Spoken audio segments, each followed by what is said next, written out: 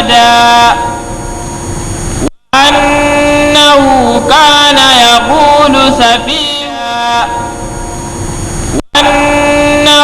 كان يقول سفيهنا على الله شططا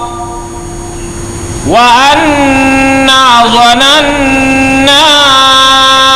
أن لن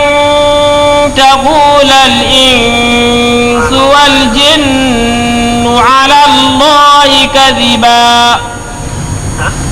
وأنه كان رجال من الإنس يعوذون برجال من الجن فزادوهم رهقا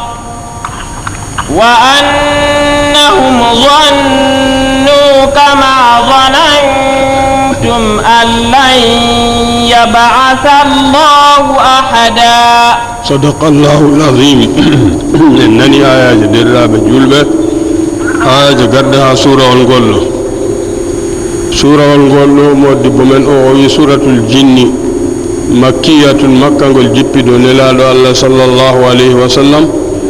وآياتها آيات جماع قلبو 28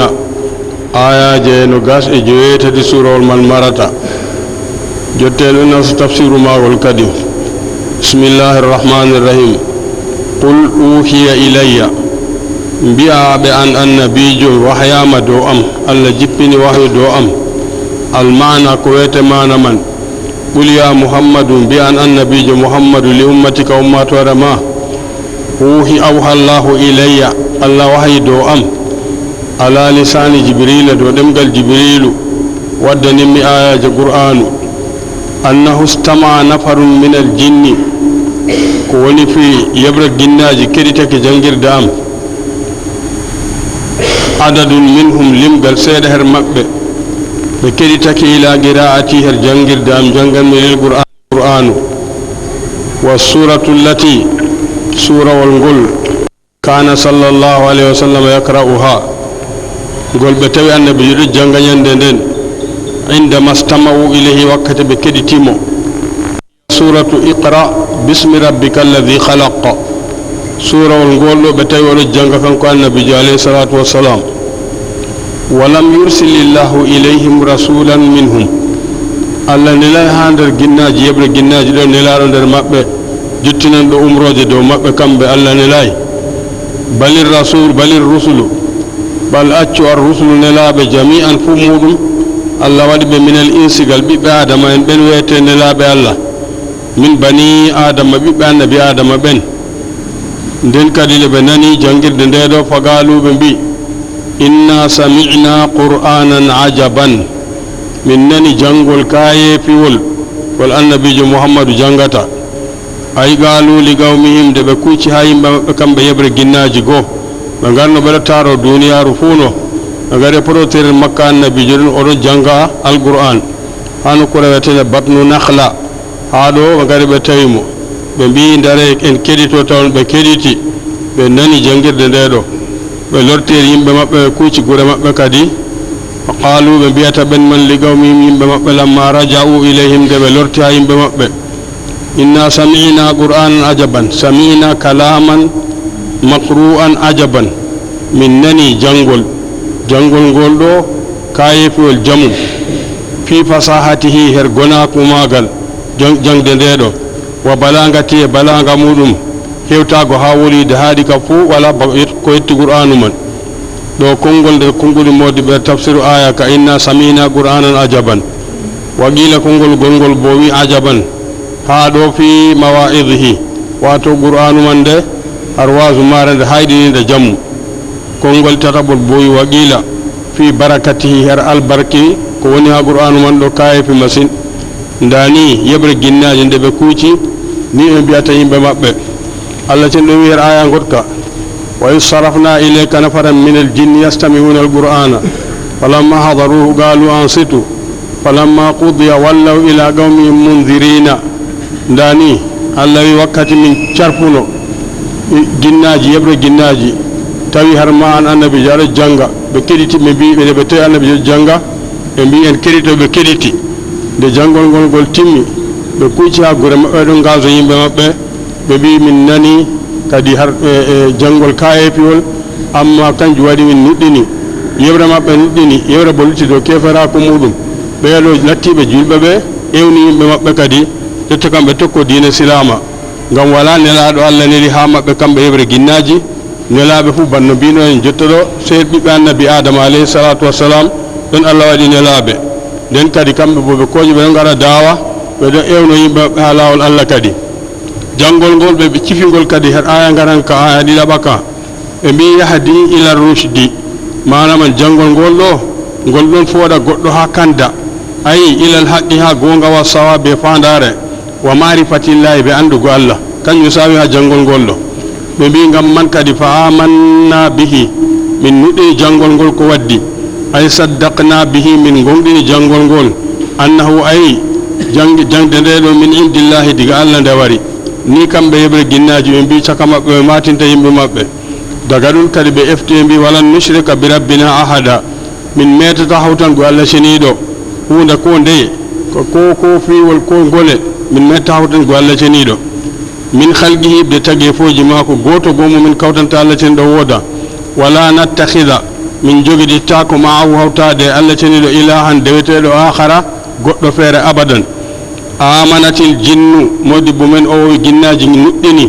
bi sama'il qur'ani be nango qur'anu nde marratan wahida kamɓe kan nde ɓe nani janngol man marara warno ɓe nuɗɗini wa adraku ɓe kewtake be hakkiloji maɓɓe bi uqulihim be hakkiloji maɓɓe annahu kalamullahi ɗum man faaɓe faamu maɓɓe nguɗo famni ɓe janngol ngol kam ɗum bolle Allah ceniɗo fakat walam yantafi kuffaru qurayshin amma heferɓe makka quraysin koɓe ɓe nafitoraki ɓe janngol ngol annabi jangata dow maɓɓe la siyama sakkoma o wi ru'asa'uhum lattiɓe mawɓe maɓɓe lamlamɓe maɓɓe ɓe nafitoraki bi sama'ihi ɓe nango qur'anu man marraji ɗuɗɗe ɗe annabi jangi dow maɓɓe yeɓre ginnaji kam nan gonon kam marrare woore noon nuɗɗini amma kamɓe annabi nder maɓɓe daña har maɓɓe ɗon o nela amma bo kamɓe ɓe nafitoraki oɗo jangade bo miraran dow maɓɓe ma kawni rasuli hawtade e lettago nelaɗo on bo minhum mo nder maɓɓe non Allah ceniɗo ɓangiɗo wi ha suratul jumuati dani huwa alladhi ba'atha fil ummiyina rasulan minhum yatlu alayhim ayatihi wa yuzakkihim wa yuallimuhum alkitaba wal hikma wa in kanu min qablu la fi dalalin mubinin ni Allah ceniɗo ɓangiɗo ha suratul jumuati dani nden kamɓe ɗo kam nan go marrare woore noon nafitore ɓe qur'anu nde jaɓi nden nuɗɗini Allah ceniɗo anditin bolle jawmirawo amma kamɓe ndaɓe ɓeɗon gondi ɓe annabi on janggande dow maɓɓe kala wakkati fof kamɓe ɓe nafitoraki ɓe maare ndani o ila siyama ruwasa'uhum bi sama'ihi marratin ɓeɗon nanande kamɓe kam marraje feere feereje ma kawni rasuli hawtade dattago nelaɗo on bo minhum mo nder maɓɓe yatlu hoɗo janga qur'anu de alayhim dow maɓɓe bilisanihim be ɗemgal arabinkowol bo Allah wi bilisanin arabiyin mubinin ndani nden modibbo men o wi la jarama manaman haqqan gonɗi sarahumullahu Allah ceniɗo nattini ɓe adalla masra'in o halki ɓe kalkol kallugol do'ol kallugol o doƴƴi ɓe wa gatalahum o wari ɓe akbaha maktalin ko ɓuuri ñiddugo hande barol ndani modibbo men o wi wa fil ayati wodir aya men jangeten ka anna a'zama ma fi da'wati muhammadin sallallahu alayhi wa sallama tawhidullahi ta'ala o wi ɓurɗum wommugo ha ewnandu annabijo ewni ummatore nder lawol Allah ɗo kanjum wiyete lawol tawhidi yimɓe goɗitini Allah ceniɗo wodade weteɗo ko lutimo kanjum wiyete go mawɗum har ewnandu annabijo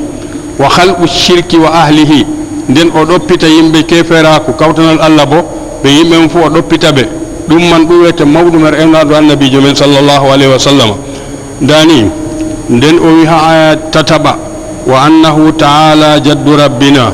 mattakhadha sahibatan wala walada ni Allah cenɗo ɓangiɗo o wi wa annahu kanko jawmirawo taala ɓangiɗo kanko o jaddu rabbina mana man azamathu irtafa azamatuhu mangu mako wommi kanko annabijo ɓagake wa jalaluhu be teddugal mako ɗo konngol waqila jadduhu qudratuhu wiyama jadduhu ha aya ɗo qudratuhu ɗum bo bawɗe mako nufa ha aya kaɗo ɗum bo nder konngol konnguli modiɓɓe kadi mattakhadha Allah o o jogitaaki sahibatan koreji wala waladan wala ɓiɗɗo kanko man o ɓaŋake ko accini kala ko leɓantamo fuu ko heferɓe lenciritta her maako ay taala jalalu rabbina mangu jawmirawo amin ɓaŋake wa azamatu e teddungal muɗum an yattahida o jogito sahibatan koreji ay zawje tan koreji ay debbo teteɗo aw waladan walla bo ɓiɗɗo ɗum allah ceniɗo senake e majum kama yaqulu kuffaru bana heferɓe mbiyata alladhina yansibuna ila llahi sahibata wal walada ndani heferɓe lencitanɓe ha allah ceniɗo ɓe mbiya o woodi koreji o woodi ɓiɗɗo ndani allah senake her majum wa annahu kana yaqulu safihuna ala llahi shatata bolle ginnaji go ɗon bolwa har ɗo wa annahu ko woni fi kana yaqulu safihuna ɓe mbi hande lattiɓe juha en amin heferɓe nder amin ɓenen no mbiyana dow allah ceniɗo pewje yunkirul jinnu ginnaji ɗin ɓe hoore mum ɗon jankira qawla mushrikihim konngol heferɓe maɓɓe ɓe kam lattiɓe julɓe ɓe kamɓe ɓen jankirta konngoli heferɓe wa sufahaihim e juha en maɓɓe alkadiba fewanoɓe alallahi dow allah ceniɗo min dawa her aajo al sahibata allah woodi koreji walwalada e ɓiɗɗo o wi yeɓre ginnaji julɓe ɓeɗo ɗon jankira haala kaɗo wa gayri dalika e tana bolwarum ɗum wa shatatu alallahi sharatan ɗo o wiya sharatu ko wiyete kanjum alngulu fantingo fil kufrier keferako wal buudu goɗɗitaki anil gasdi accina nufaye lattiɗo laaɓɗo mo dina wa mujawazatul haddi e ɓeytago ƴatto keerol muɗum aya jowaɓa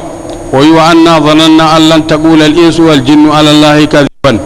minin kam min ɗon no gikkayo woda har ɓiɓɓe adama ɓe ginnaji ni pewana allah ceniɗo iri fewre nde kam min ɗon no jaɓani ɓe koɓe mbiyanno min artuno yeeso min nana janngol ha annabijo mouhammadou sallllahu alayhi wa sallam ay inna hasibna minin ɓe min ɗon gikka anna al insa ɓiɓɓe adama en wal jinna e ginnaji fuu kanu ɓe lattake no la yakdibuna ɓe pewata koɓe mbiyanno min alallahi dow allah indama qaalu wakkati ɓe mbiyanno min bi anna lahu sharikan allah woodi kawtiɗɗirawo wa sahibatan allah woodi koreji wa waladan allah woodi ɓiɗɗo ɗum man ɗo min ɗon no jaɓa ɗum fasaddaqnahum min ɗon gonɗina ɓe fi dalika her bolle ɗe ɗo walam yahtur bi balina anna ahadan yatajarrau ala alkadibi ala llahi ɗum meeɗa yaala dow ɓerɗa min numo ngoni goto goni waɗan susɗanni ha fewana allah ceniɗo o wiya allah woodi sifaji ɗiɗo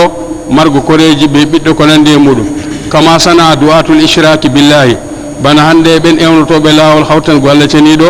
wa sadanatul alihati zaifati non ɓen hande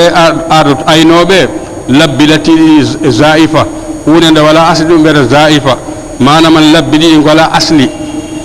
allah duganaki ɓi adama rewa lawru hatta samina al qur'ana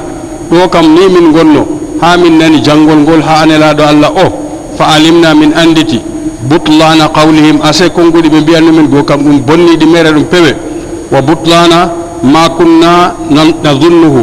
ɓe wonnago komin lattino min ɗon gikka dow muɗum nazunnuhu bi min ɗon gikkana ɓe mina sidqi min tammaɗo ɓe goodi gongaku ase jaka ɗum waggani min ɗum fewre mere ɓawo min nani janngol nelaɗo allah alayhi salatu wassalamu aya jeegowaɓa wa annahu kana rijalum min al insi yauduna bi rijalin min al jinni fazaduhum rahagan ni allah tinda ɓaŋiɗo er aya kaabo wa annahu ko woni kana lattake rijalum worɓe min al insi de ɓiɓɓe adama en yauduna ɓeɗon moltoro bi rijalin worɓe min al jinni her ginnaji ɓe ndaara ginnaji woodi bawɗe goɗɗe kadi ɓe moltoro ɗum her caniji maɓɓe ndamodi bo ko wiyer majum kana al arabu arab en lattake no ida nasala arrajulu to gorko waɗan jahangal jippake nokkure bi waadin waadiwol nokkure ko ndeye qaala o wiya audu bi sayyidi hadha alwadi min sharri sufahai qawmihi ni goɗɗo man wiyata mi moltorake ɓe jammu jagorɗo waadiwol ngol ɗo mangol ginnaji majum min sharri sufahai qawmihi ibde sharri juha en yimɓe muɗum manam ginnaji pamari ta torra ɗum kadi o moltorto ɓe mangol ginnaji nokku o moltori ɓe ko luuti allah ceniɗo nden paya bitu o waala fi jiwarihi dow ketinaki muɗum kadi wala ko hultorta wakkatiyel ngel ɗo hatta yusbiha ha wetamo kadi bo mo wata jahangal maako ni heferɓe arab en gonno fa zaduhum rahagan giɗitol ngol ɗo kangol ngol ɓesda ginnaji yo ƴaggare ndara kayum bo kay woodi ko jotti ha ɓiɓɓe adama en ngari doggitiri ɗum moltorake ɗum ayi zada rijalul jinni zada rijal al jinni min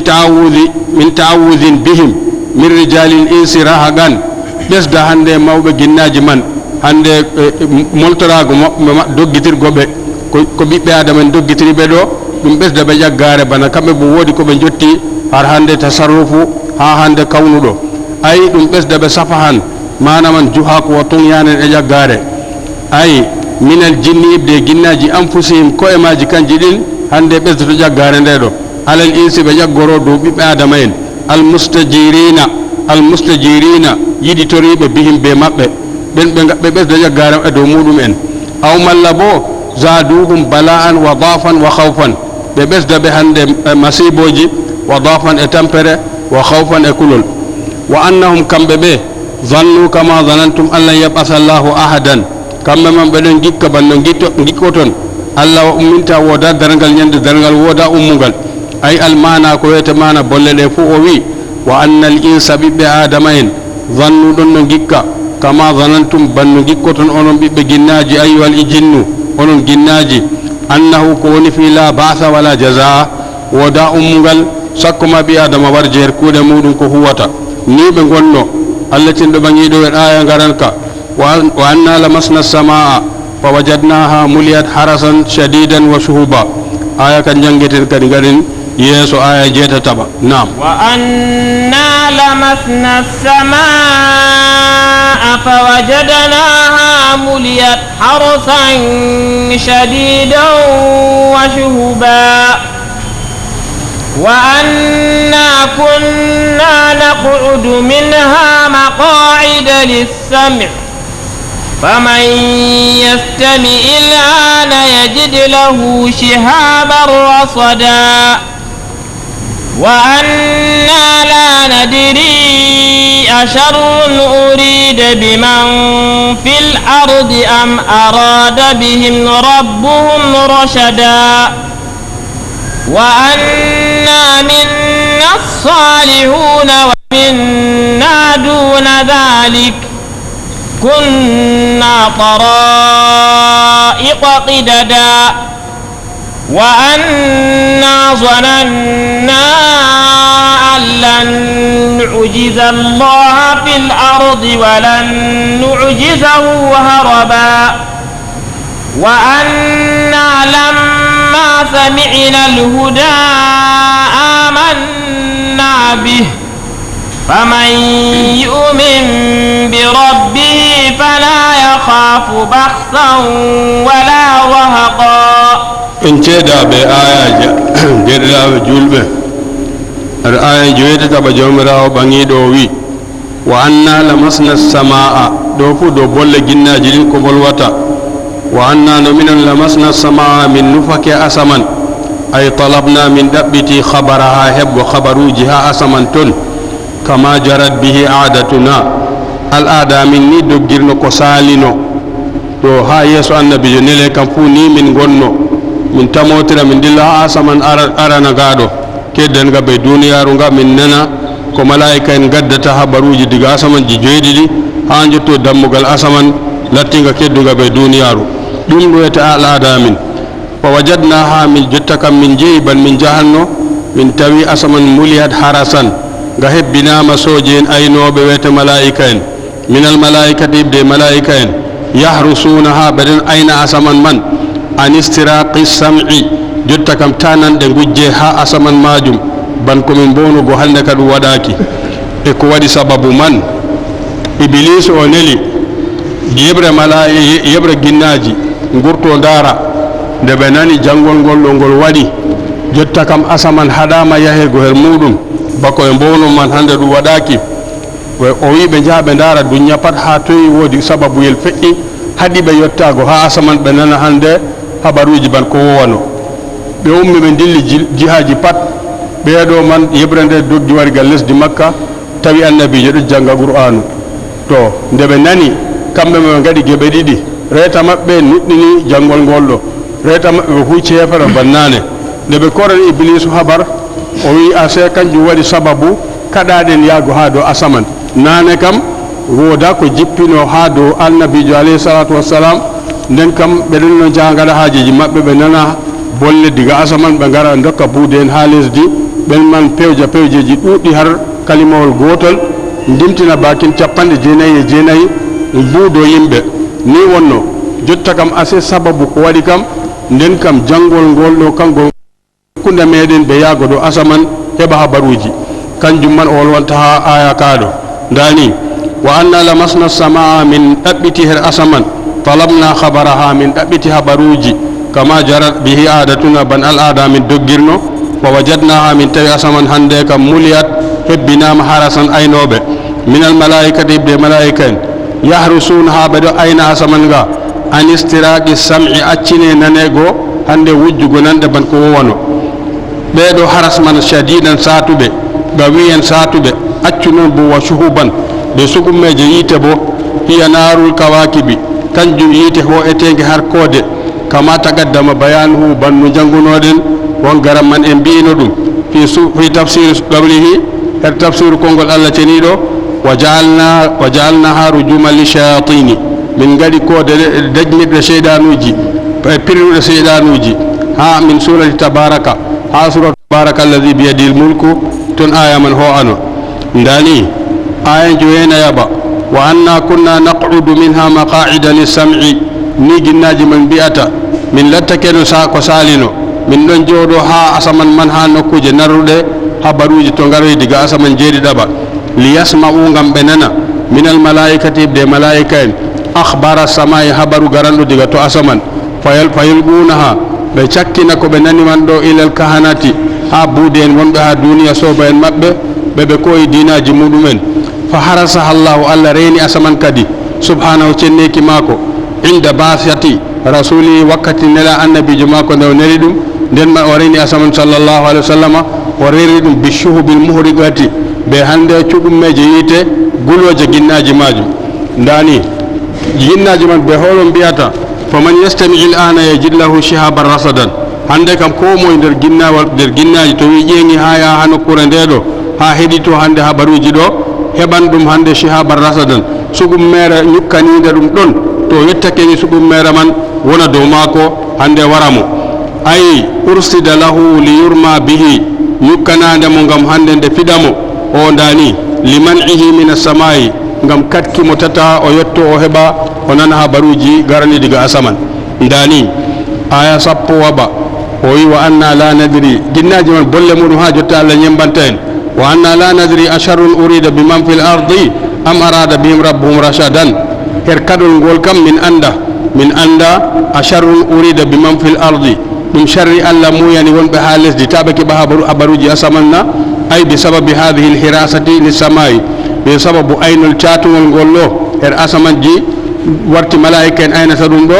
ɗume Allah muyi be majum o muyani wonɓe har lesdi kam hayruna am arada bihim rashadan kadi Allah muyani ɓe sharruna walla o muyani ɓe hayru kanjum man ginnaji ɗo bolwata ay hayran hayruna qala ibnu zeydin ibnu zeydi wi nder modiɓɓe o wi qala iblisu wi la nadri en anda arada llahu bi hada al man'i ko Allah muyi ɓe kaɗol ngol ɗo an yunzila ala ahli l ardi adaba ko Allah yiɗi kam tema rasulan walla anda bojo yimɓe wonɓe ha lesdi ndani kanjum wiyete wa anna la nadri asharrun urida biman fil ardi am arada bihim rabbuhum rashadan aya sappo e go'o waɓa nden kamɓe ɓeɗon bolwa ha jottani wa anna minna salihuna ɓe mbi nder maɓɓe ɗon woodi lattiɓe mumini en ayi qala badul jinni li badin yoga maɓɓe ɗo wiya yoga ɓeɗon bola caka maɓɓe lamma da'aw ashabahum nde ɓe ƴewni yimɓe maɓɓe ilal imani bi muhammadin ɓe nuɗɗina annabijo muhammadu ɓawo ɓe nani jangol ngol sallllahu alayhi wa sallama ɓe mbi kunna qabla istima'il qur'ani min lattake no yeeso minen qur'anu her annabijo ɗo minna al mawsufuna woodi nder amin siforteɓe bi salahi mboɗenga wa minna duna dhalika woodi woɗɓe bolatake julɓe nder caka amin man ay qawmun gayru dhalika tana bolwa ɗum ɓe cifortake be salahu kamɓe qila kongol wi arada ko nufi bi salihina ha aya ɗo al muminina manaman nder amin julɓe ɗon ndani wa biman hum duna dhalika bo ben lattibe ga en bolwarum dum bo aya do dum bo al kafirina ko no fodo be mudu heferbe kunna tara'iqa qidadan o min lattake jama'aje fere fereje jama'atin mutafarriqatan jama'aje luru fere fereje la yujamin kawtai wa asnafan none mukhtalifatan lurude wa ahwa'a gidade sunu mutabayinatin dainotirde dani do wete min gonno ya keremaju wa qala sa'id imam sa'id bowi kanu muslimina wa yahudan wa nasara wa majusan dani be ngoni gebe nay fere fereje be lattake nder mabbe julbe don wobbe bodo yahuda en wobbe bo nasranin kobe wobbe bo majusin kobe kambe ginnaji man non be gonno ya kereman dani den aya sappo e dida ba Allah cindo bangi do wi der ko do bolle ginnaji man wa anna dhananna an lan nu'jiza Allah fil ardi wa lan nu'jizahu haraban be bi min don jakkikini min don andi min don an lan nu'jiza Allah min andi min dadata Allah shadidu fil ardi hal lasjido wa lan nu'jizahu haraban min doggiri bo pat min dadata Allah ay wa anna no min alimna min don andi allan nafutahu min patorta ko jawmirawo in arada bina amran to wodi fiwol gol Allah muyar amin min dattamo walan nujizahu haraban ngam min doggi bo min datta jawmirawo ay al haribina minhu al haliya min doggambe har mako ha min daramo bo min daratamo dum man baden jakki girdum kambe ginnaji man wa anna lamma sami'na al huda aya sappo e tataba o yiminan be wakkati min nani kanda yanuna ko be nufoto be kanda do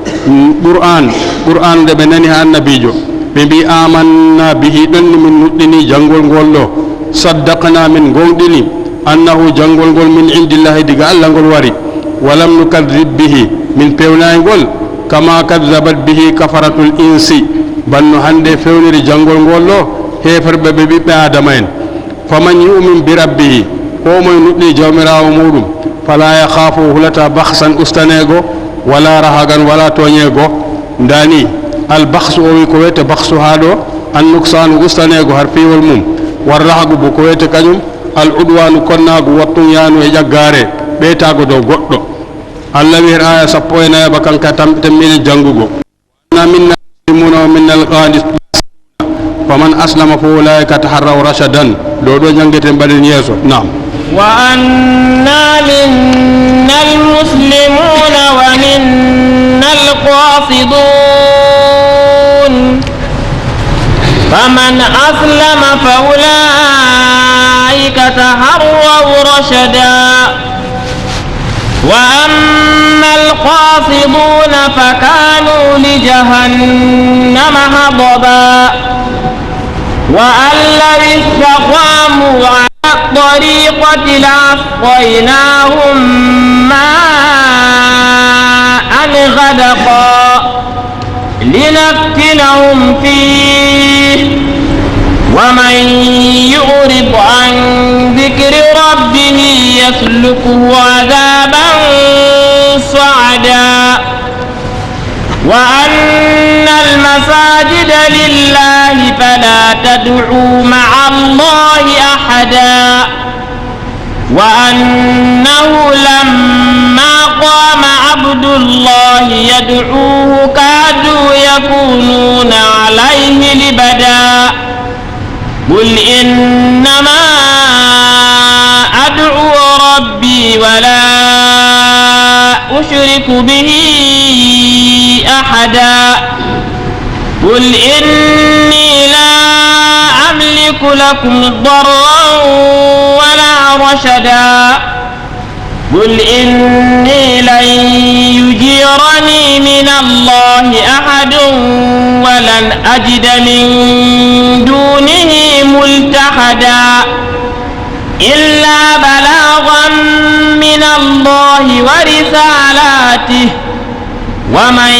يعص الله ورسوله فإن له نار جهنم خالدين فيها أبدا انتدى بآيات درى بجلبه آيات جنغار دومير جونترو وأنا منا المسلمون ومنا القاسطون ومن أسلم فأولئك تحروا رشدا آية سبقين يابا الله تندو بنيدو وأنا nder ginnaji man ko bolwata ɗiɗon gewtana hoore maaji wa anna no minon minnal muslimuna nder amin juulɓe wa minnal qasituna nder amin woodi lattiɓe na juulɓe ay aljairuna toñooɓe alzalimuna toñiiɓe koye muɗum ɓe keferaku alladina haadu ɓen ɗehiiɓe ɗehake an ɗariqil haqqi ɓe accidi ɗatal goonga ɓe wiyete gasiɗuna man faman aslama oy ko moye latti juulɗo ɗo wani allah fa ulaika taharraw rashadan ɓeɗo kamɓe nufake kanda ay gasadu ɗariqal haqqi ɓe ɗaɓɓiti ɗatal goonga wal khayri e khayru wajtahadu ɓe tiiɗi fil bahthi her wiɗitago anhu ɗaɓɓita khayru man hatta wuffiqu lahu ha allah foodi ɓe er heɓgo laawol khayru man ɓe cilminas diina islama wa amma al gasituna aya 15 ay lattiɓe heferɓe go jairuna toñoɓe go fa kanu kamɓe lattake hataballi jahannama kamɓe ɓe kuɓɓiri ɗum yiite jahannama allati waguduha annasu wal hijara alayha malaikatun giladun shidadun la yasuna allaha ma amarahum wa yaf'aluna ma yumaruna ay wagudan ɓe lattake ɓe kuɓɓiri ɗum linnaari yiite tugadu bihim ge huɓɓire be maɓɓe kama tugadu bi kafaratil insi banno huɓɓirte hande heferɓe ɓiɓɓe adama en nastinta yiite kamɓe ginnaji man bo lattiɓe heferɓe man ɓe kuɓɓire yiite jahannama e majum allah wi de ñemban konngol ɓeɗo juulɓe lattiɓe her ginnaji ɓe aya 16 wa allah istaqamu wonɗoɓe ɓoocakeno ala tariqati ɓe tokkake laawol ngol wahyu ay mana ko wiyete mana man wa uhiya ilayya wahyama her am annabijo alayhi salatu wassalam wiyata anna sha'ana ko wiyete sha'ani fiiwol allah wistagamal jinnu wonɗo ginnaji man ɓoocakeno awil insu walla ɓiɓɓe adama en ɓoocakeno aw kilahuma walla bo leƴƴi ɗiɗi fuu ɗi ɓoocakeno ala tariqatil islami dow ɗetal ngal silama ngal ɗo la asgaynahum wallahi da min jarninoɓe ma an gadagan ndiyam kiritotoɗam min dokka ɓe hayruji ngam han ndiyam ɗum fiiwol fi fuu woni kala ngendam fuu han ndiyam man woni ndani allah wi wa jaalna min alma'i culla shay'in hayyin min gadi ha ndiyam ɗo kala hunde yeere pat hatto wurtoto bana aksi man ha yiite bo wala hunde hayru wurtoto ha muɗum ndani ay ma an kathiran min dokka ɓe ndiyam ɗuɗɗam min tobna ndiyam dow maɓɓe wala ataynahum wallahi da min dokkinoɓe hayran kathiran wasi'an hayru ɗuɗɗo peeciɗo ni to ɓe ɓoocinoɓe tokkake laawol kamɓe geɓe ɗe feere feereje ɗe walla bo ɓe fuu ɓe kawti ɓe nuɗɗinino ndani min garanano ɓe ɗum man bo ɗum jarrabu ye allah wi aya 17 linaftinahum fihi ngam min jarri boroɓe komin dokki ɓe ɗo e kuwan laawol allah ko umri ɓe her majum na ay linahtabirahum ngam min jarri booɓe fa na'lama min anda kayfa shukruhum no yettore maɓɓe yetti ngam allah wi ko mo yettimo o ɓesdanan ɗum la in shakartum la azidannakum wala in kafartum inna azabi la shadid wallahi to on gettimin min ɓesdana on to on kufranake moƴƴamin bo yangadamin catuka dow moɗon ndani fa na'lama min anda kayfa shukruhum yaake ni yettore maɓɓe ala tilka ni'ami do ɗeya toon moƴƴeɗe min dokki dow maɓɓe min dokki ɓe wa man yurid an zicri rabbi ko moye ɗoyli accini an innore jawmirawo wiyete qur'anu ko moye ɗoyli deftere nde ɗo yasluku adaban sa'adan allah nasina mo yangada caatuka ay wa man yurid ko moye ɗoyli anil qur'ani accini qur'anure nde o huutiray ko allah wi her maare o ɗoyli nde o jaɓa e nde aw anil maw'izati walla bo wasuji garɗi ha qur'anu man o ɗoyli ɗum yudkhilhu adaban shaqqan sa'ban allah nasina mo yangada caatuka catka latti ka maran ka sadil maha muɗum ni allah tin ɗoɓani ɗo wi ɓawa ɗum o wi wa anna almasajida lillahi aya 17 wa anna almasajida lillahi ande nokkuje juuluɗe ɗe ko fuuɗe allah ceni ɗo ayi wa uhiya ilayya ko allah wahi dow am nder ko wahi dow am andun anna almasajida juulurɗe muhtasatun billahi ɗum cuuɗi allah ceni ɗo manaman ɗo hertori ɓe jawmirawo mari ɗum gala inde kuje fof allah mari amma juulurɗe gam nokku ibada nokku allah woɗitinte her muɗum ka hannu allah ceni ɗo hertori be maje kanje juulurɗe ɗe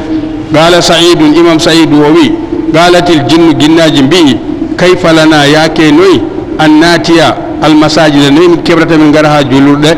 wa nashhada ma'aka salata min gara min jaalira be maɗa bo julde an annabijo wa nahnu na'una anka alhaali bo ha guramin min goni min daynotirɓe bear gonɗon ni min keɓrata minen bo min gara julurɗe fa nasalat allah jippini aya ka kadi ndaaliɗo konngol wa qila konngol feere wi almasajidu julurɗe ɗo kullul biga'i kala nokkuje haadu duniya ɗo fu ɗum julurɗe noon li anna al arda ngam lesdi ndi ɗo kulluha masjidun ndi pat maari ɗum julurde annabijo allah waɗani ɗum sallllahu alih w sallam nder misa ka allah waɗani annabijo alayhi salatu wassalamu manaman nder ɗon manaman lattago lesdi ha garɗa tawɗa wakkati tawma pat juula har muɗum amma har zamanuji artuɗi ɓe juulata sey nokkuje keroraɗe ɗe ɓe garata dewe maɓɓe har muɗum amma har zamanuji artuɗi ɓe juulata sey nokkuje keroraɗe ɗe ɓe garata dewe maɓɓe har muɗum amma julɗo allah har ummatore annabijo kala har wakkati tawimo fuu lesdi ndi allah waɗani annabijo ɗum hande lesdi cenidi dani o juula har kala wakkati heɓimo pat ni nelaɗo allah wi nden kadi nde juulurɗe ɗe ɗe allah en andi allah wi fala tat'uma allahi ahadan to nasti ɗe ta ewne inde tagaɗi ko ndiye fuu dagata ko rewe goɗum allah on tan ewnotoɗum ha juulurɗa man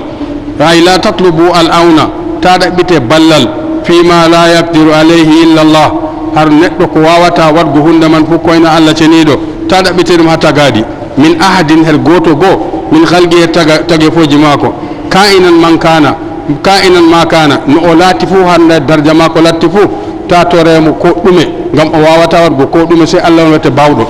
fa inna du'a ngam du'a ɗo titago hunde waɗa du'a ɗo ibadatum ɗum dewal non annabijo alayhi salatu wassalam o wi addu'a mukhul ibada du'a ɗum bana bosam darori ha ɓi adama bana ngaari darori ha ɓi adama non du'a bo woni nden hadisa ɗiɗa bo annabijo wi addu'a huwa al ibadatu du'a ɗo kanjum wiyete dewal allah man nden kam ta goɗɗo sarfa du'a ka her ko lutti allah ceniɗo ndani aya 19 wa annahu lamma qama abdullahi yad'u kadu yakununa alayhi libadan mi allah tin ɗo ɓangi ɗo wi wa annahu ko woni fi lamma qama abdullahi nufaɗo haɗo ɗum annabijo muhammadu sallllahu alayhi wa sallama wa huwa annabiyu kanko ɓeyte annabijo o wi annabijo man wakkati ummi ɗon rewa allah ceniɗo yad'uhu ɗon toro jawmirawo ay yad'u llaha wa yabuduhu oɗon toro allah ceniɗo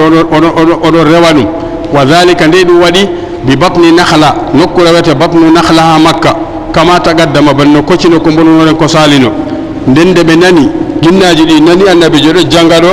kadu ɓe nesi yakununa libadan alayhi ɓe nesi ɓe latto bana daɗɗaji ta yon daɗɗare dow daɗɗare har puccuma walla ngelobama walla wamdema caɓɓa liferu gaɗa ɗum ha ɗum tekka boɗɗum keɓa joɗɗa dow ɓawa wamde majum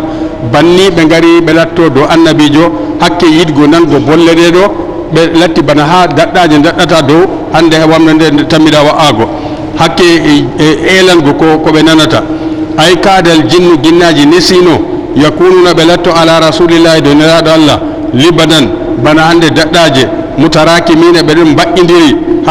hakkude maɓɓe minis dihamihim ibde hande ɓiidu ndu ɓe goni wato ɓe ɓillotiri jamum alayhi do annabijo li sama'il qur'ani ngam ɓe nana qur'anu minhu ha annabijo alayhi salatu wassalam aksi ko heferɓe bo goni to ɓe nani ar qur'an annabijo ɗo janga ɓe dogga nokkure majum ndani wa qila ko ngoliɗaɓol bo wi almouradu ko muya talabbadatil insu wal jinnu ala hadha al amri liyutfi'uhu fa aba llahu illa an yutimma nurahu walaw kariha al kafiruna ndani konngol ɗiɗaɓol bo wi ginnaji ɓe ɓiɓɓe adama en fuu kañum man takkidiri mana man tekkidiri narri ha gara bonna fiwol annabijo ngol wiyete yettingo du'a mako ewnandu mako her daga allah ceniɗo ha jeeyaɓe allah ɗo li yutfi'uhu ngam ɓe ñifa annora kaka allah hokki annabijo ha ewnoro ummatore fa aba llahu allah bo salake allah salake wañi yakeji maɓɓe illa an yansurahu koyna walla annabijo on wa yutimma nurahu o timmina annora mako dina silama ka hewto walaw kariha al kafiruna ko hefere ɓe gañi ɗum bo non ɗum waɗata non ɗum wonata ndani aya karagam no gas allah cenɗo ɓangi ɗo wi qul mbi'aɓe innama ad'u rabbi min o miɗon rewa jawmam tan abuduhu miɗon rewa allah ceniɗo wala ushriku bihi ahadan mi hawtanta allah cenɗo goto her tagefoji min halqi he tagefoji mako ko waɗi aya ka jippiɗo nelaɗo allah o wi sababu nuzuliha ko waɗi sababu jippini aya ka anna kuffara quraishin heferɓe quraishin koɓe قالوا بين للنبي النبي صلى الله عليه وسلم innaka jiita bi amrin adimin an o waddi fiwol mangol har makka ɗo wagad aadayta annasa kullahum a konnake yimɓe fuu muɗum an annabijo farji an hada fa nahnu nujiruka dani lorta har ko kuwata ɗum ɗo minin bo min guide kadi min guide har ko giɗɗa fuu min gaɗane dani ɗum wiyete sababu jippingo aya kaɗo ɗum mbiyaɓe innama ad'u rabbi min o jawmirawam tan ndewan mi wiyete allah ceniɗo wala ushriku bihi ahadan mi hawtantamo goto gonɗo tagefoji dani allah wi har aya no gas e go'o waɓa qul inni la amliku lakum darran wala rashadan min mbiyaɓe an annabijo mi maranayi on onon ɓuura sinkoɓe darran torra mi jippinta torra dow moɗon namin mari ɗum wala rashadan kanda bo namin mari ɗum hayru bo namin jippinta ay la aqdiru mi wawata an adfa ankum durran to woodi torra titi on bo mi wawata duñan go on itta torra ka her moɗon wala asubu ilaykum hayran mi wawata bo suggan go on hayru na ha juuɗam ɗum warata fi duniya ha duniya ɗo awi dini walla har dina wala ko mbawan waɗango min kam mi ewno on ewnadu allah wi mi yettina mi yettini dani ɓul mbiyaɓe inni lan yujirani min allahi ahadun aya no gas e ɗiɗaɓa mbiyaɓe an annabijo inni no min annabijo lan yujirani wala kisnowoyam min allahi her yangade allah cinɗo ahadun goto goo ayi la yadfa'u anni wala duñanan ɗoyam ahadun goto adabahu wonɗo allah mu yangitanmi in anzalahu bi to allah on jippini yangade dow am wala bawanɗo lonnugo ka walan ajida min dunihi multahadan mi heɓata ɗakkorde mo doggiranmi ko luuti allah man pat fiiji am fuu ɗe allah ceniɗo kuccata ayi malja an ɗakkorde joñorde ha mi joño wa maadilan ɗehorde ha mi hisa yangada wa hirsan rentorde ɗum pat ɗum wooda sehar allah on dani aya no gas e tataɓa o wi illa balagan min allahi wa risalatihi min kam ko wiyete muhimmam kam hewtingo diga allah ceniɗo nele jawmirawo mi yettina har jeyaɓe muɗum ayi illa an uballiga koyna mi yettina min kam anillahi her allah ceniɗo wa amala bi risalatihi mi yettina mi huwana hande nele maako fa akhudu nafsi mi nangira hoore am zati am min hoore am bima amuru bihi ko umranmi gayri tanam deydey ko umranmi ko allah wi ɗo min bo mi ɗabbagna ɗum do hoore am tawon dani fa in faaltu dhalika najawtu to mi waɗi ban mbimi ni kam ko umrami ɗum man fuɗɗam do hoore am ɓe fuɗɗira hoore am ɓawon ban umranmi tanam to noon kam mi hisan wa illa to nanon to mi waɗani noon kam halattu mi halki dani aya no gas e nayaɓa fasa nam wa man yasi llaha wa rasulahu fa inna lahu nara jahannama khalidina fiha ko mo yeddi allah ceniɗo be nelaɗo muɗum fa inna lahu nara jahannama kanko o wodana mo yiite jahannama e khalidina fiha ɓe dumotoɓe ha yiite gueɗo abadan tutus ha foroy allah wi hatta ida raw ma yuwaduna do aya man jangguete mbaɗen yeeso kadi nam حتى إذا رأوا ما يوعدون فسيعلمون من أضعف ناصرا وأقل عددا قل إن أدري أقريب ما توعدون أم يجعل له ربي أمدا عالم الغيب فلا يظهر على غيبه أحدا إلا من ارتضى من رسول فإنه يسلك من بين يديه ومن خلفه رصدا ليعلم أن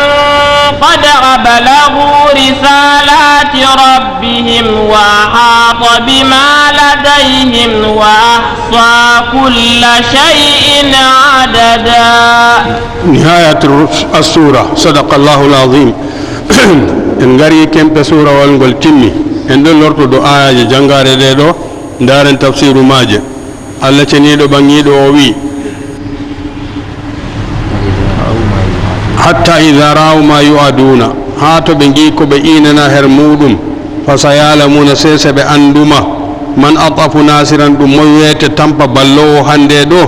julden lawale yantasiru bihi o wallitoro be muɗum e ɗum moy wiyete nder maɓɓe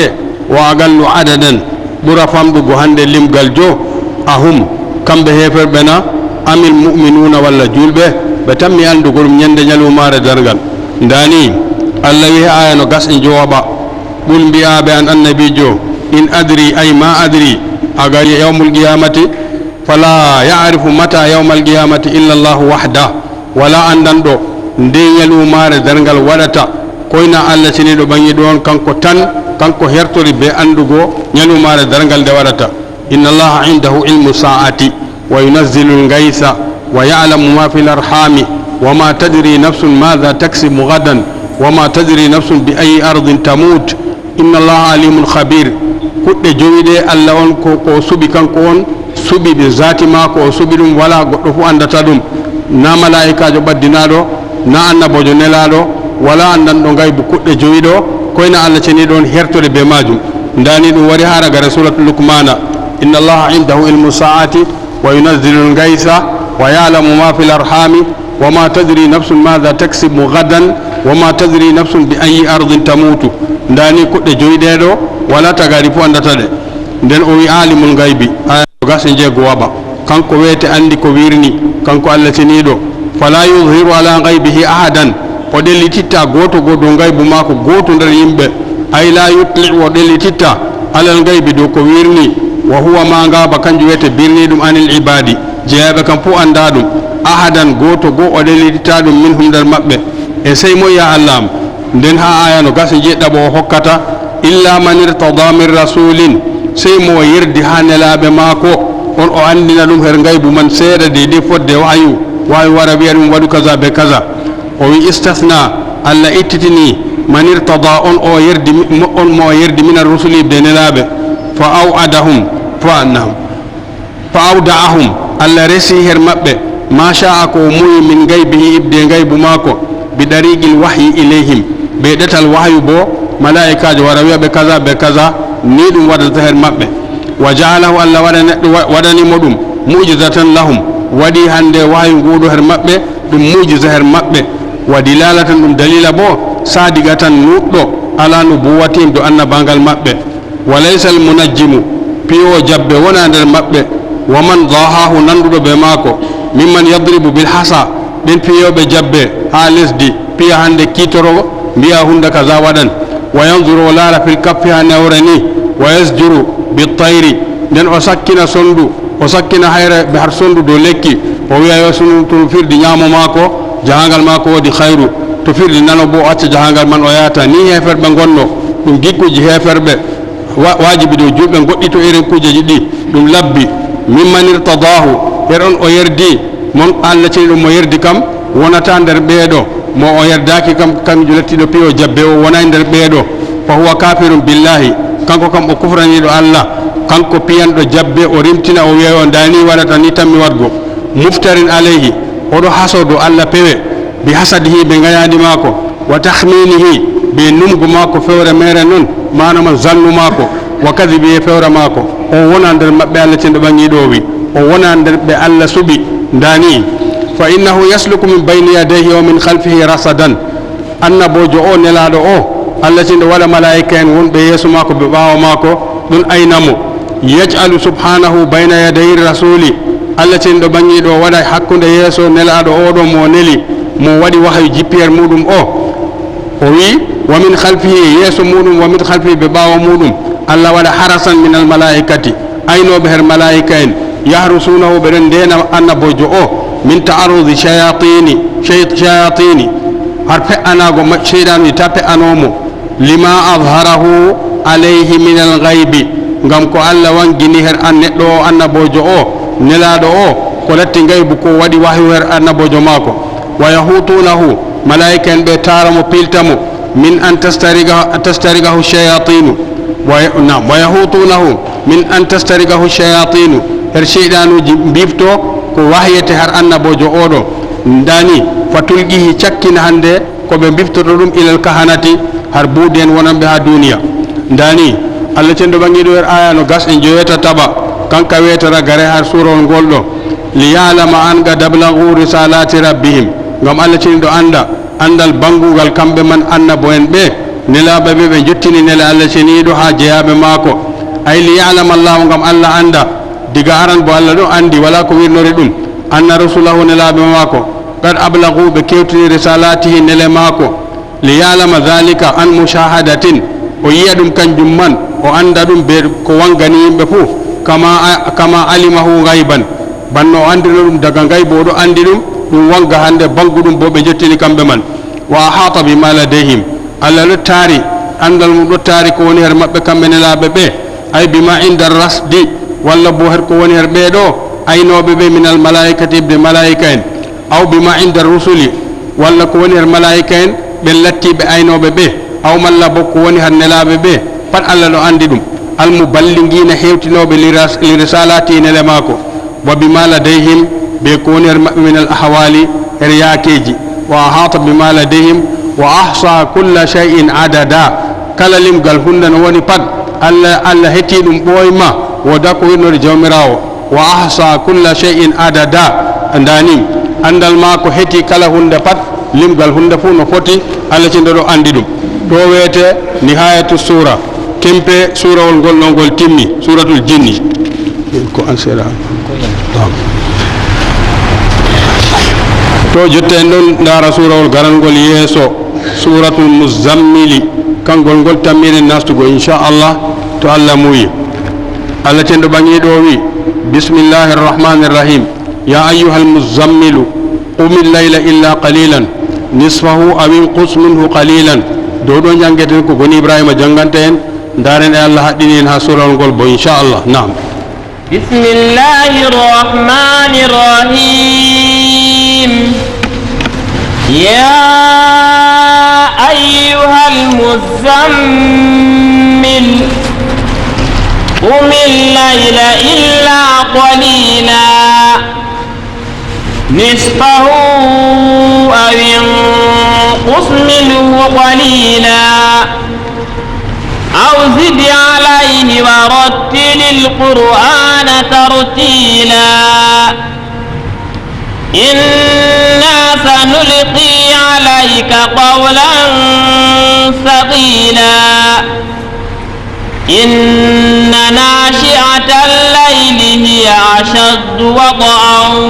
وأقوم قيلا إن لك في النهار سبحا طويلا واذكر اسم ربك وتبتل إليه تبتيلا رب المشرق والمغرب لا إله إلا هو فاتخذه وكيلا صدق الله العظيم الجيدا بين الآية جاء سورة الغلب آية سورة الغلب سورة المزمل مودي بووي سورة المزمل مكية مكة الجبل نلاد ميدن صلى الله عليه وسلم وآياتها آية سورة المن 20 آية نوغاس ونها سورة المن tartibu magol bongol don capande jeedidi e tatabol diga bagara hawargo nokkure ndedo bismillahir rahmanir rahim suratul muzammil o ya ayyuhal muzammilu aya arana he an cuddi nowo bolle de kucitinama er annabijo wa hadha al khitab modibo men o wi bolle de lin nabi allah wolwani annabijo sallallahu alaihi wasallam kana yatazammalu o lattake no annabijo o suddi no lumce bisiyabi lumce mako awwala ma ja'ahu jibril bil wahyi arande de jibril warno be wahyi jippido mako kanko man do bawrun de huuci sare mako khawfan ngam hulgo min hor jibril do o wiba ya dasiruni zamiluni cuddedam dum o wi koreji mako ngam ko yi hunde de medano yigo fa innahu lamma sami'a sawtal malaki kanko man de nani sawtu malaika jo kanko warno nyande go ونظر إليه ولاره ماكو أخذته الرعدة دوني ديونغول نانجيمو كانكو نلادو الله فأتى أهله وورتها سار ماكو كوريج ماكو ويد خديجة زملوني دثروني داني ني أويبه تددم غامكو ماتتار باندو ماكو ديونغول ثم بعد ذلك باورون كدي باو أرند نمرار أرند ندو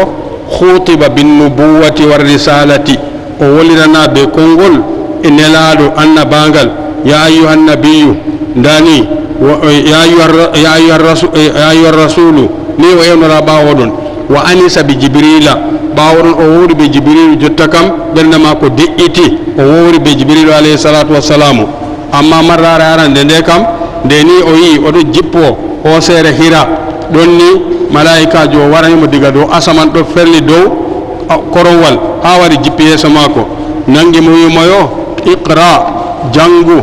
o jaabi o wi ma ana bigariyin mi wona mi jangowo mana man o umminkejo o windata o jangata mi anda jangirde ni o wi jibrilu alayhi salatu wassalam on man ɓiɗɗimo kadi bo marara wonde wimo iqra jangu o wi ma ana bigariyin ha ciɗi tati on man ɓiɗɗimo wimo iqra bismi rabbika alladi khalaqa al insana min alaq iqra wa rabbuka al akram alladi allama bilqalam allama al insana ma lam yalam ayaje ɗe joyi modiɓɓe mbi kanje arti honkugo nufuru annabi dia o nan aya jippake dow maako ɗum man ɗo ayaji joyi ha ikra ɗo ɗum man wiyete aran ko annabijo alayhi salatu wassalam wawi jippi dow maako ɓawo ɗum nde hucci ɓe kultorol ngol ɗo o wi ɓe cuddamo ɓe cuddimo nde jibril lori nelal aranal kam ayaji joyiɗe tan jibril wara jangare dow maako woda haala feere nelal gongal nde meto e wargo nde o waroyi o ewnorimo be sifa ka o ɗaldunomo her muɗum dassiruni zammiluni go o ewnori annabijo dow noon man ya ayuhal muddassir ɓum masala wartina kanka ya ayuhal muddassir ɓum fa anzir wa rabbaka fa kabbir wa siyabaka fa tahir warrujza fahjur wala tamnun tastakthir wa li rabbika fasbir ni allah cenɗo ɓangi ɗo jippini ayaji ɗo dow maako jotta kam umma masala wartina kanka a nelaɗo ha ummatore nde ɗo ɓum fa anzir umma wasa ni allah wimo wa rabbaka fa kabbir mawnin jawmirawo maɗa wa siyabaka fa tahir sennu ɓernde maɗa walla sennu lumce maɗa ha ayaji ɗe nanɗen jonta ɗo ɗo wiyete aran neral aranal kam o nani kam ayaji ɗe ikra joyiɗe ɗo ɓe mbi kanje man ɗe wiyete wahyu jippake dow maako nden o nelabo ɓe suratul muddathiri ko janguɗen ayaji seeɗa ha muɗum jonta ɗo ɗo ndani هذا الله تندو بانيدو وهذا الخطاب دا بولده للنبي النبيجو كان يتزمل بثيابه ولا تكرن سد لمچ ماكو اول ما جاءه جبريل ارند جبريل يتير ماكو بالوحي وحي خوفا غم كل منه جبريل من فانه لما سمع صوت الملك كانكو النبي دون صوت ملائكه جو كانكو ولد نيانده ونظر اليه ولا رير ماكو اخذت الرعده دون ديغول نانجي مو كانكو النبي جو فأتى أهله ورتير كويج ماكو وقالوا زملوني دسروني تديدم ثم بعد ذلك باول خطب أولرنا بالنبوة أن بانغال ورسالة النلل وأنس بجبريل وور بجبريل كدي جتك ويتيتو لك بمودم دن الله يمقوم الليل إلا قليلا هر جمع سيدا لتهر بوفتنا إن لنفسك عليك حقا وإن لزوجك عليك حقا وإن لزورك عليك حقا فأعط كل ذي حق حقا نين الله عليه الصلاة والسلام قم الليل إما جمع فمودم إلا قليلا سيدا الله إتتني أي قم للصلاة هاندر جمع غم جولا في الليل هر جمع وصل الليل كله جول جمع فمودم إلا يسيرا سيدا منه هر جمع ماجم ما نمان النبي جوكم واجب دو مودم أمها جزء الجمع وجولا بسبب آية كالو ndani alla fasitiri umma jamma man fuuɗo walla reeta mum walla sulusu muɗum har aya ngaran karo kanjum alla sappi her muɗum o wi aya tataba ha yarugo nayaba nisfahu reeta jamma ta ummake a waɗi a nafinder reeta jamma nafilaje ɗo man ɗo a waɗi ko allah umruma awingus minhu qalilan walla bo usta ha reeta jamma man garta ha sulusuyel ndani gaɗa jamma geɓe tati ko a yebre aw zid alayhi walla bo ɓurnu dow hande sulusuyel ɗo ko asulu sayni manama gaɗa jemma geɓe tati ɗo ko a geɓe ɗiɗi ka fu aɗon naafa ka annahu gaala ka an umma kanko o wi ɗum sulusayil layli umma sulusuji ɗiɗi jemma ko a geɓe ɗiɗi aw nisfahu walla bo reeta jemma aw sulusahu walla bo yeɓre woore har geɓe tati har jemma ɗo allah sumni annabijo mum alayhi salatu wassalam modibbo men o wi akhraja ahmadu imam ahmadu wurtini ibnu hambali wa muslim be imam muslimi an saadin كما جابها سعد ابن هشام وهشام قال أن من قلت لعائشة بيمي كوري النبي جو بيتدو عائشة أم بإيني يتشم لأن عائشة أن قيام رسول الله صلى الله عليه وسلم ني النبي جو دري هر جمع هر نافلاجه ني درن قيام الليل ما كوني صلى الله عليه وسلم قالت عائشة جابي مويمو ألست تقرأ هذه السورة أونا أجنغو سورة نقولنا وسبيو يا أيها المزمل أجنغا نقولنا قلت بيمو بلا ننن جنغو نقول مبام نقول قالت عائشة يا تمو فإن الله افترض قيام الليل ألا وجبني أمة وجمهر نافلة في أول هذه السورة هارا سورة نقوله دوكم أوجبني أمة وجمة ومفسنا فالجمة فقام رسول الله صلى الله عليه وسلم النبي درير جمة من نافلاج وأصحابه بصحابه ماكو حولا هتان ممر برن داري بني نافهر جمة باو فرلاجي حتى انتفخت أقدامهم هاكوس مقبوتي كم بصحابه بأنبي جفو صلى الله عليه وسلم وأمسك الله خاتمتها ألا جوجتي رغر سورة من جبنادم ياكمن في السماء ها سمن تل 12 شهرا لبس بوي ديدي ثم أنزل التخفيف باو ألا جبني كوينول في آخر هذه السورة ها رغر سورة الغلدو هاكم ماكو إن ربك يعلم أنك تقوم أدنى من ثلثي الليل إن تم ورقه آية ماجو داني ثم أنزل التخفيف في آخر هذه السورة باورن وجبني كوينول كدي هارغر سورة الغلدو فصار قيام الليل تطوعا من بعد فرضه لتك باورن كم كويل غلد جبك لتك دراغو جمع من نافلة قيام الليل من دو تطوعا دم دور يره باورو دور نكي مواواي بودا كون دو مودو